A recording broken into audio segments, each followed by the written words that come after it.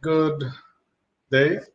Today is May 1st, 2020, and I just wanted to do a bit of a review of the COVID measures. These were released on the 29th of April, 2020, and actually yesterday they were in the Gazette. So I know that some portions may have already reviewed them, some people have not, some people may not know where to find them. But I thought it would be useful to take a look at what exactly these measures are all about. So let's take a look at the screen. Hopefully you can see this really clearly. Maybe I can make it just a little bit bigger. Probably too big. It's a little too big. Right. So these measures were put in place, and again, I would ask that if you know anyone who wants to know a little bit more, this is going to be just an overview of exactly what is happening with these particular measures. So you can see these were officially gazetted and under the direction of the president. And we know that the last order expires on Sunday, which is May 3rd. So we now have a new order that actually is going to be effective until the 3rd of June, unless anything is changed. Now, order item number 1 is making sure that every person shall remain in the confines of his or her home and its yard space. There are restrictions on social activity, including that no one should attend a private party, no sporting events, no weddings. So if there is a wedding, should be just the bride, the bridegroom, official witness, and the marriage officer. No receptions, no visiting of any bars or rum shops. Can't visit the seawalls, can't visit the pools unless you do have a pool in your yard. No visiting of any creeks, beaches, or river, except if you are residing or working there. No attendance to any wakes or vigils. No attendance to any gyms, beauty salons or spa, clubs and discos. No meetings of a fraternal society, private or social club or civic association or organization, or any social activity. So these are the types of activities that are currently restricted. We also have here no water sports or recreational activities shall be allowed near to any creek, river, beach, or internal waters. And no more than 10 mourners, one officiant, meaning the priest or whoever is managing that particular funeral, and the funeral director and the necessary staff shall attend the funeral. So this is something to keep in mind. Restrictions on visitation, so no person shall visit or be permitted to visit any place of quarantine or an isolation facility. No one is allowed to visit a prison or correctional facility, or a patient in a hospital, nursing home, senior citizen home, or any other care facility. There's also a curfew in place, and that's imposed throughout Guyana from the 4th of May to the 3rd of June, between the hours of 6 p.m. and 6 a.m., which basically means that no one is supposed to be on the road after 6 p.m. and to 6 a.m. the next morning. And within the public service, statutory bodies, persons shall work remotely from home, except as may be otherwise directed by the Ministry of Public Health or on the advice of the responsible minister or head of the agency. And we have seen that some agencies are setting up a rotational basis in order to minimize the number of people that are working in those agencies.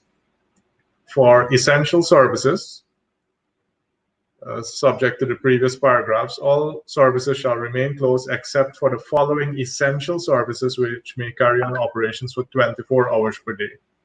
Right? So the following list that you will see are actually for entities that are allowed to work for 24 hours per day. So any hospitals, healthcare, medical services, including pharmacies, drugstores, and private veterinary services. So that's number one.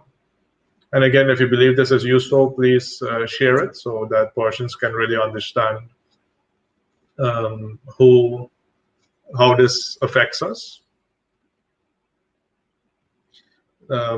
Nursing homes are allowed to operate, orphanages, shelters, and other related care centers. Immigration, the judiciary, parliament, the diplomatic corps. Then we have our revenue authority is allowed to operate 24 hours per day. Maritime department, national emergency operation center.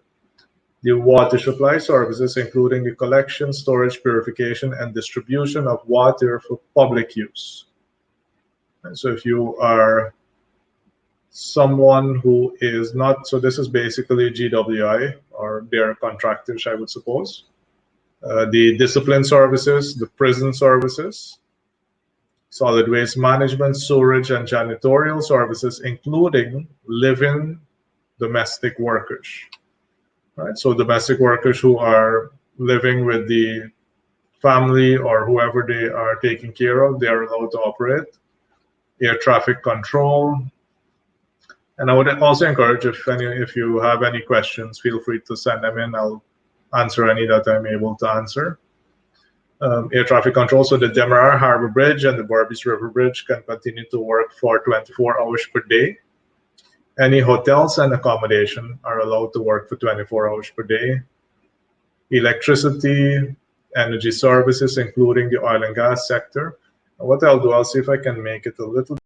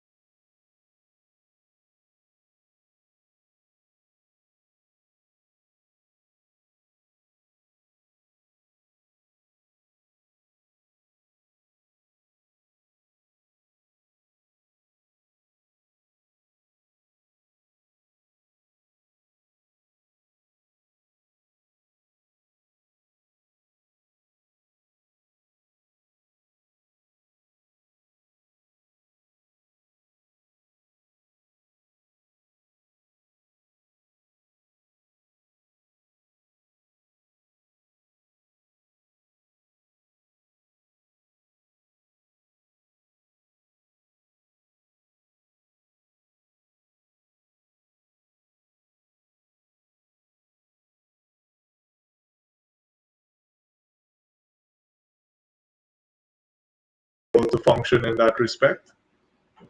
Security services, including private security. Telecommunications providers, including internet, telephone, call center operators, media houses, broadcasting, and the Guyana National Printers Limited. So this is very specific, but it does allow for the telecommunication providers to continue functioning. Port operations limited to bulk marking operations and the loading and offloading of marine vessels, petroleum vessels, ships, and bulk and containerized vessels.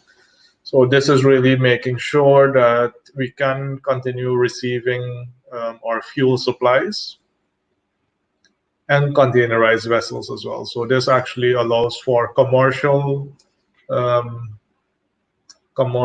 cargo to continue to be processed.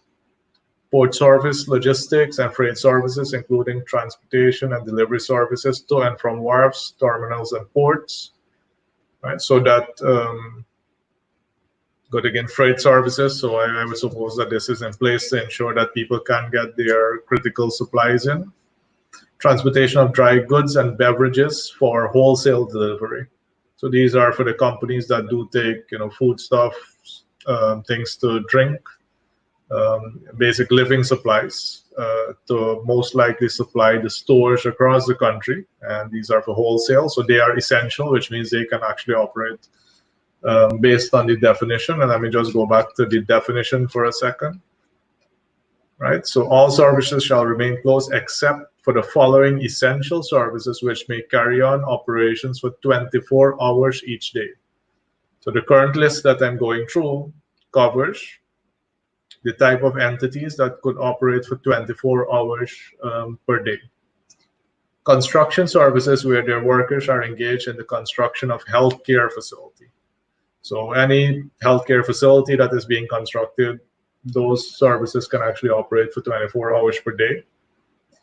Factories, manufacturers, or distributors of food supplies, right? Particularly processors or producers of rice, sugar, poultry, and fish, and essential medical supplies, where the Minister of Public Health has determined that the continuation of these operations do not pose a risk to the public health.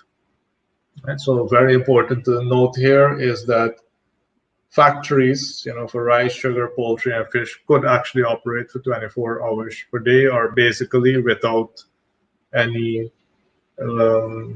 restrictions. Workers necessary to keep furnaces and kilns operating safely in the manufacturing operations that are not listed as essential. So we do have a significant forestry industry, lumber industry, and many of them have to operate kilns. And kilns are basically, it's almost like an oven to get the moisture out of wood, so it's easier to process. So this is saying, and you can't really turn off those kilns, right? If you turn off those kilns, you can risk losing all that raw material. And then I think just a week ago or so, the services of attorneys at law were also made essential. And attorneys have to eat. It's just a joke, but if something were to happen with someone in the evening and you need an attorney, you would want your attorney to be able to show up and not be limited. Now we have another list here, and these are services that may be open between 6 a.m. and 5 p.m. each day. So these are the banks and other financial institutions defined by the Act.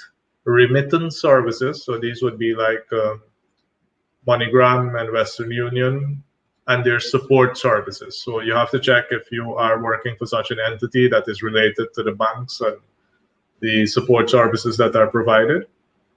We also have here that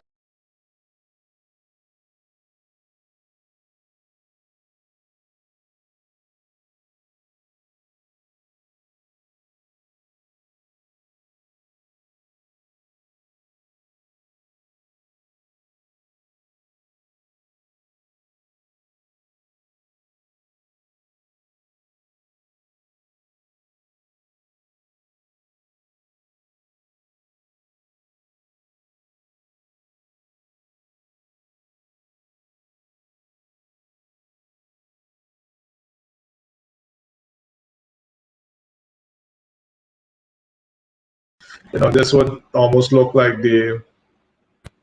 anybody who needs to be able to provide services to the essential services can operate between 6 in the morning to 5 in the afternoon. Automotive repair and maintenance facilities that provide direct support to essential businesses. And if you see the wide range of essential services, it almost begs to question, because if you're taking care of a police vehicle or any one of these type of essential services, it does allow you to basically operate. Services necessary for the maintenance of residences, including plumbing, electrical, and extermination services. So your pest control, your plumber, your electrician, they're actually able to operate, again, between 6 a.m. and 5 p.m. Then we have any service not listed in the two previous lists shall close their employees on close their operations unless their employees can work exclusively from home. Right. So although, for example, our company, we do provide services to a lot of organizations that are listed as essential. So technically, we could operate as normal between 6 a.m. and 5 p.m. And it's very important for you to take a look at your organization, how it affects you as well. But in our case, most of our employees can actually work remotely because of the level of technology that is used. And also, there's a clause here that says where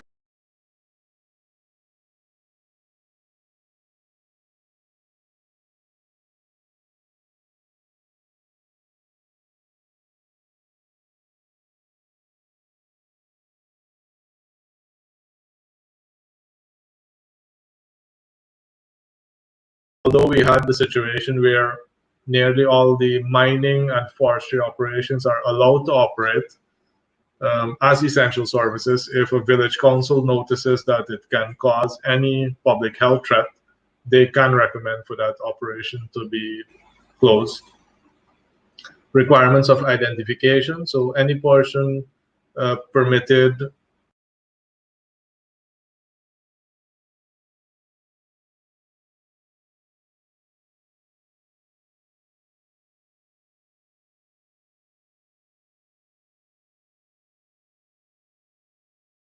these. So if you don't already have a badge or a uniform, make sure that your company, if you fall within either essential or the second list that can operate, make sure that you have an ID or a document that indicates that you are allowed to be able to work. What is new in this notice compared to the previous notice is that there is preferential treatment for healthcare workers.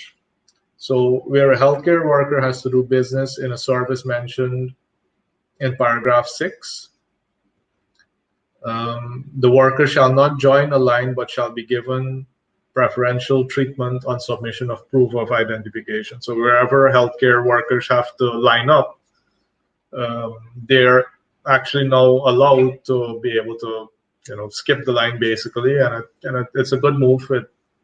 We wouldn't want our healthcare workers to be caught up in lines all over the place. Then we also now have the social distancing and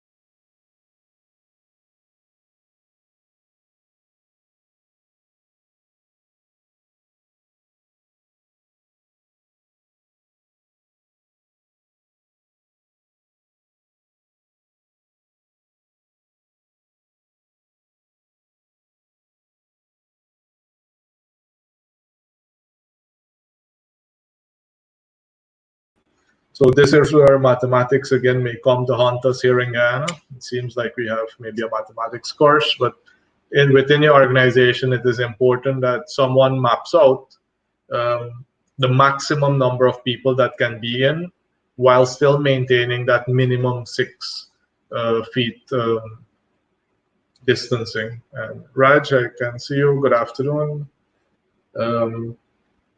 Good. Then we have religious worship, which is clause number 10. Except for the conduct of funeral services and weddings, all churches and places of religious worship. Okay, thank you.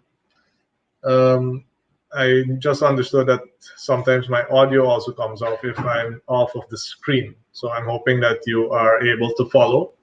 So for religious worship, except for the conduct of funeral services and weddings, all churches and places of religious worship, including mosques and temples, shall be closed. So except for funeral services and weddings. And they already outlined how many people are allowed for a funeral or for a wedding as well. So in the wedding, it's basically just the bride, the groom, the witness, and the officiating portion. Subparagraphs does not permit for any religious worship by virtual or electronic means provides that if virtual or electronic worship is being carried on in the place of worship, the number of persons in that place shall not exceed 5 persons, and the physical distance of 6 feet between persons shall apply.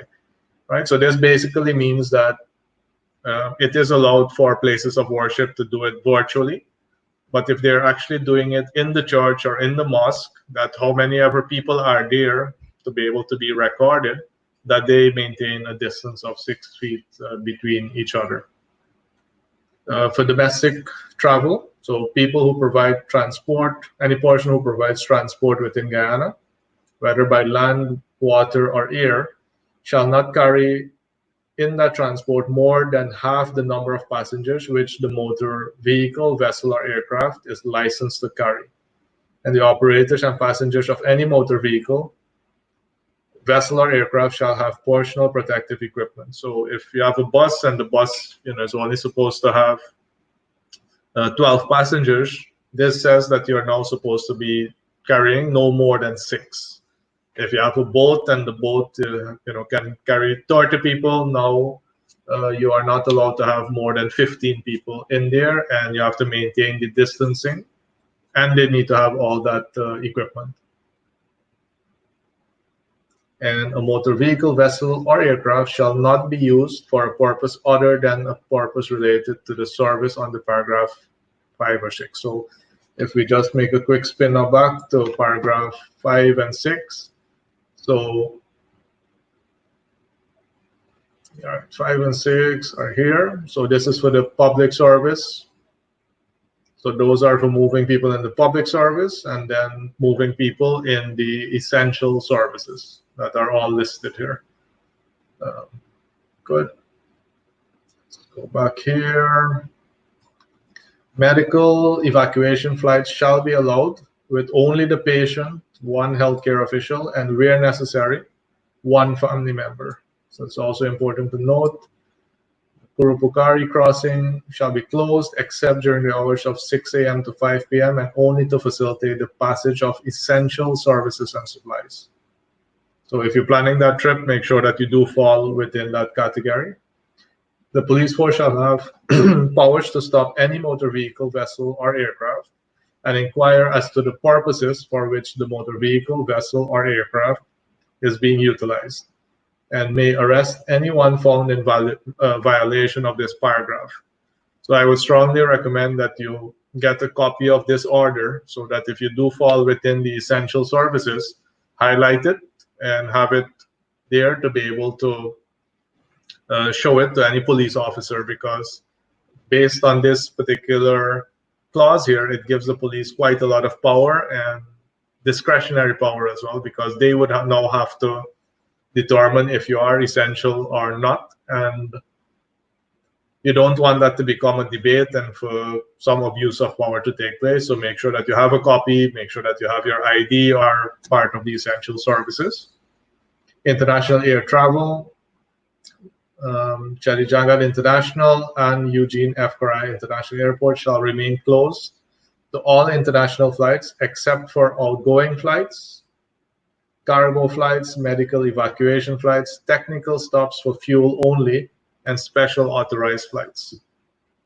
And so, again, this is really gonna restrict, actually stop international travel except for those particular areas there. So we have to make sure that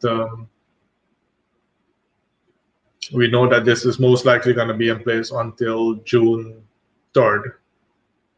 And when it comes to testing for the coronavirus, where any private medical laboratory tests any portions for coronavirus and the result of the test is positive, the private medical laboratory shall immediately report and forward the name and address of the portion and the result of the test to the director of the Health Emergency Operations Center. So even if you are tested at a private entity and you are positive, it's their responsibility to immediately inform and submit your results and your information to the director of the Health Emergency Operations Center.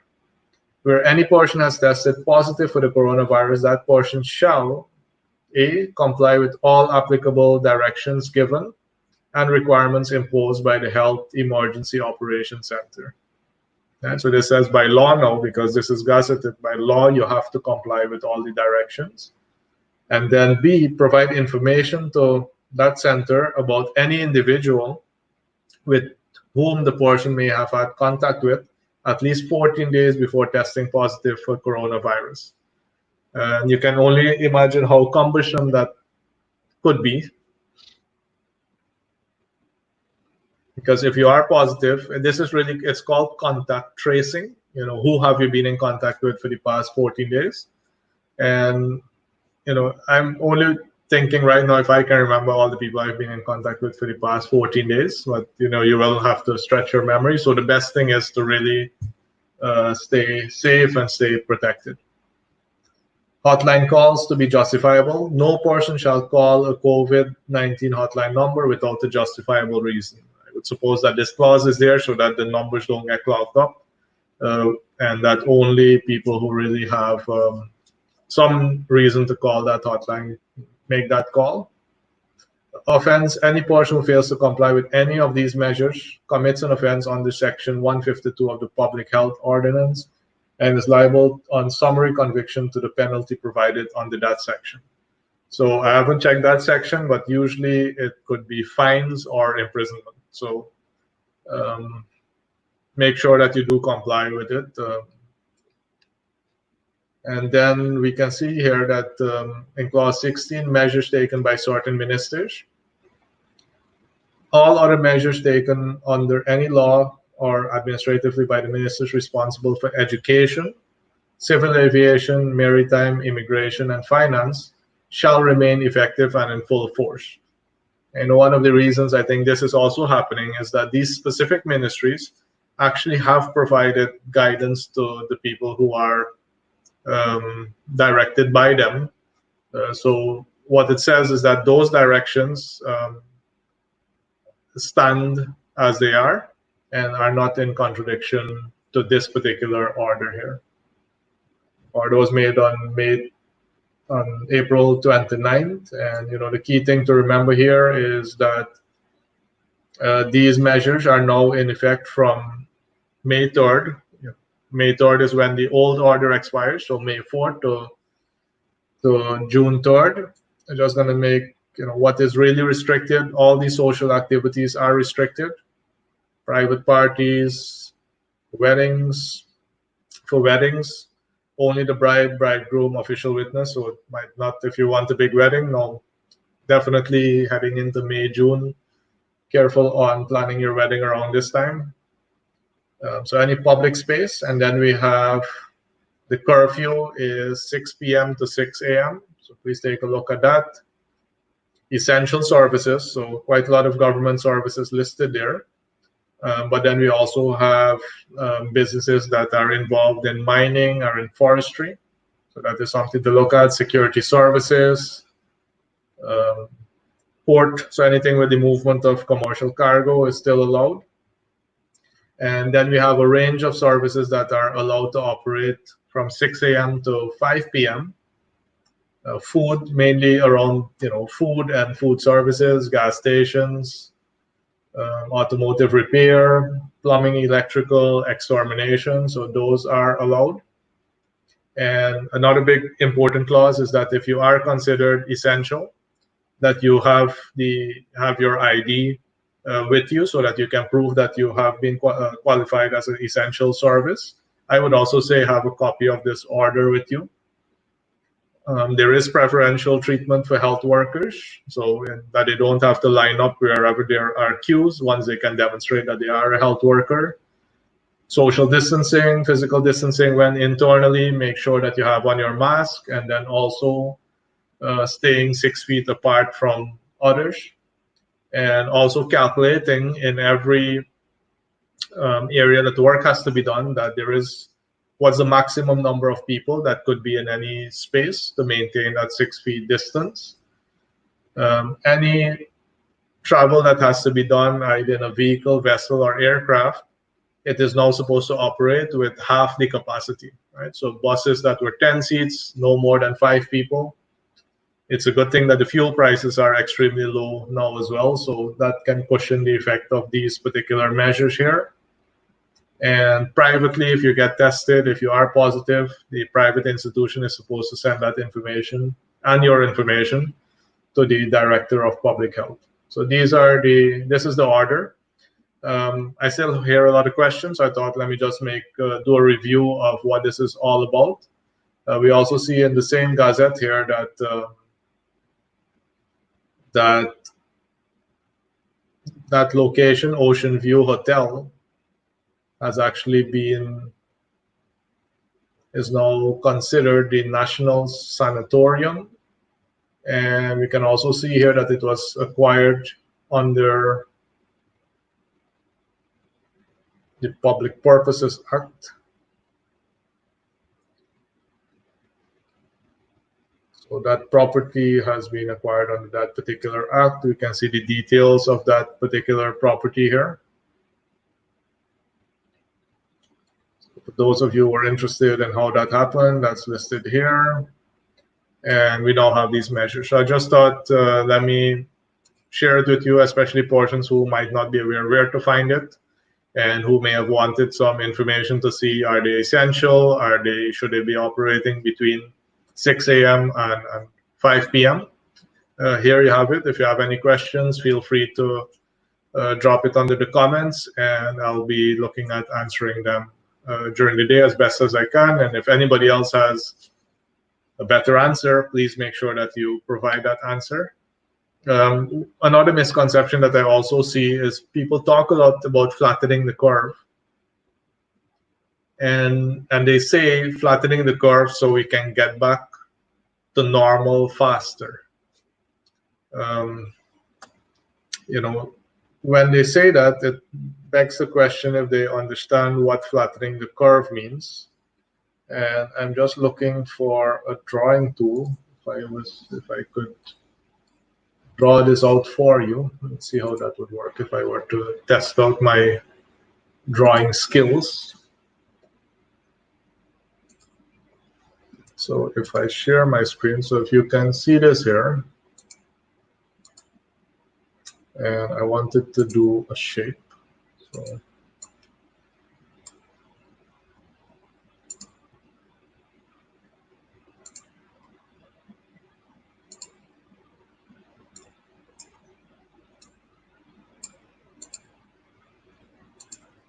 all right, so my shape fill like there, outline fill.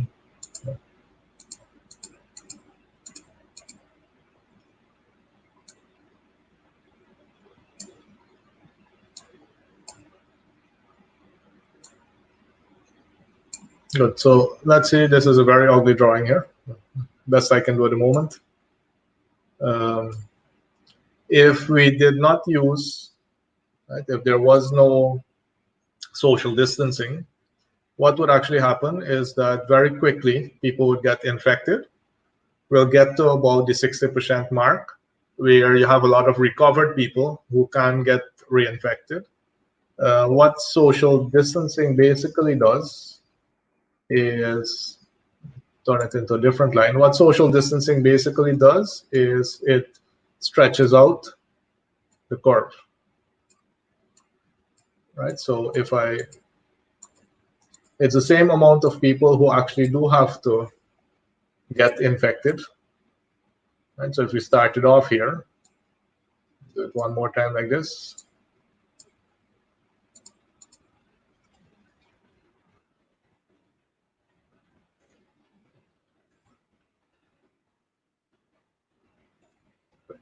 Let's see if the drawing skills work right. So if we were to assume that this is our entire population, if we had no measures in place, then everybody would very quickly get infected.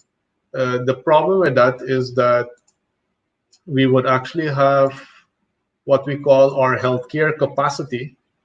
And let's say our healthcare capacity at any point in time, we could only handle about maybe, see if I can draw this here. Haven't used these drawing tools in a while and see how it works. Right, so let's say here, this number here is the number of people we can actually handle in our healthcare capacity with all the beds that we have and all the rooms that we have. Whereas, bring this here, so if we didn't do social distancing, a lot of people would get very affected really quickly. And then what would happen is that, so this one, so here, this is where a lot of deaths would happen. Where you see the star is because it would really overload our capacity. So what we're doing by social distancing is we're slowing down the spread, right? So we're slowing down the spread over a longer period of time. So saying that social distancing is gonna get us back to normal faster is actually not accurate, right? It takes a longer time. And what would actually need to happen to release some of these measures that are putting in place is that I think we're at the 8th or 9th death now over, just over a month, and 70 something or nearly 80 something infections. If over the month of May, those numbers reduce, then it would be wise to release some more restrictions. If the number is about the same, then we'll have to continue. If the number goes up, more than 8 deaths for May, more than 80 something infections, then the measures would actually have to be tightened, right? Which means that we'll stay in that situation much longer. So there are some countries where they've done it really well, and the few people who were infected got treated, got recovered, and there's nobody infected now. There are some countries where a lot of people have been infected, a lot of people have recovered, and they're also starting to release. So different things that play out, but please, be safe. Don't put yourself in any unnecessary situations that you can cause, difficulty to your own health. And especially, protect the elders, older people in your family. Make sure that they have, maybe if you need to just have a room by itself where they stay there, take care of them, disinfect anything that goes in, disinfect, when it comes out as well.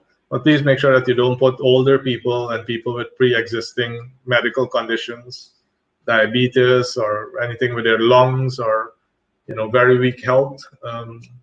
This type of virus can very quickly affect them and make it very hard for them to recover. Right? So just wanted to share that with you today, and hopefully it was useful. If it was, leave a like and share it with anybody else who has some questions around what exactly is this order about and how does it affect, how will it affect them, how it will affect their organization, so that they can see what's actually going on. Enjoy the rest of the long weekend, the very long weekend. And really the whole month felt like, holiday and weekend all the time. Day number 1 of May, we just wrapped up day number 4,276 of April. So enjoy your weekend, stay safe, and stop the spread as best as you can. Take care.